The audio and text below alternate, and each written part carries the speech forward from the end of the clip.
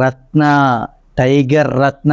అరే మనుషులు 3 రకాలరా, ఒకటి ఆడ మగ, ఇంకొకటి రాజకీయ నాయకులు.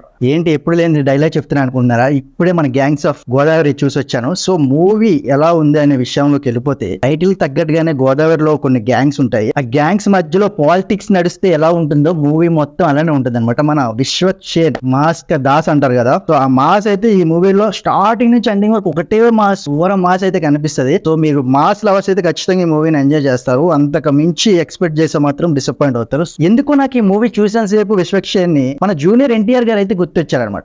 కొంచెం ఎక్కడో డైలాగ్ డెలివరీ అలా అనిపించింది. సో మీరు మూవీ చూసాక గానీ, ఆల్రెడీ చూసి ఉన్నారు గానీ మీకు అలా అనిపిస్తే కిందైతే కమెంట్ చేయండి. సో అది గైస్ మన gangs of Godavari movie. So నా పాయింట్ ఆఫ్ వ్యూ చెప్పాను, మీకు ఎలా అనిపించిందో కింద కమెంట్ చేయండి. సబ్స్క్రైబ్ అయితే చేసుకోవడం మర్చిపోద్ది బ్రో. మళ్ళీ కలుద్దాం. బాయ్ బాయ్ బాయ్, టాటా, గుడ్ బాయ్, గయా.